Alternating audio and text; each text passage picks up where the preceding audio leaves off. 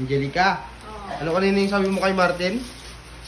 Matakaw, yung ulam mo, di pa na kinain. Ano? Yung ulam mo, Bakit? Ano? puro kanan sa kinakain. Kanina ka pa daw din kain ng kain din, sabi ng Angelica sa'yo. Ngayon pa lang kumakain nga. Ngayon lang pala eh. Ang daming kinain, kanina, dubo ko, tapos ganun. Tapos kakain na naman, may ganun lang. Ano gusto, kainin pa anak na. Grabe naman yan. Adobo kanina. Yan na naman ngayon. Ganyan. Marami yan.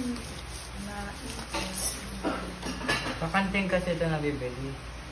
Anong sa kantin? Binili namin yan sa Binyan. Ano nga ni? Nakalimutan ko siya humingi sa kantin ng sabaw.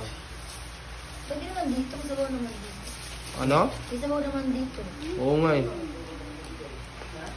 Ano sabi mo sa kanya, Angelica? Natawa pa ako sa sinabi ng Angelica. Ano sinabi ni Angelica? Sabi niya sa kantin, gawa yung ano, may sabaw doon, adobo.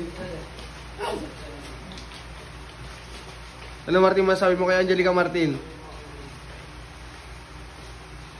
Oo, ano nangyari?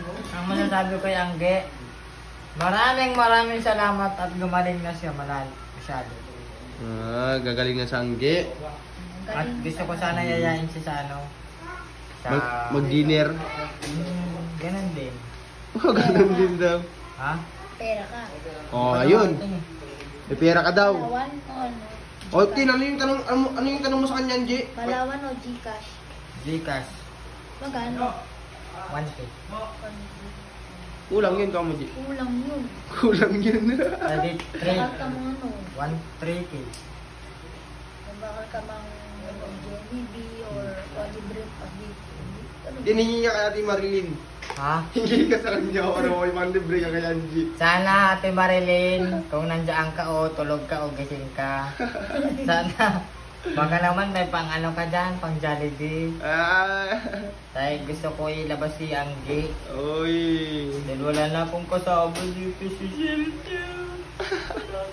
Ayan mo muna mga kababayan yung update natin kay Angelica and Martin. Bye-bye. Bye-bye na. Bye. Kumain ka na, Angie? Yun na. Kumain ka na? Ah. Okay, very good. Ikaw, Martin. Kakain pa lang. Ay, kakain pa lang. Ay, kain ka natin ha. Ayan. Bye-bye po mga kababayan. God bless. Bye-bye.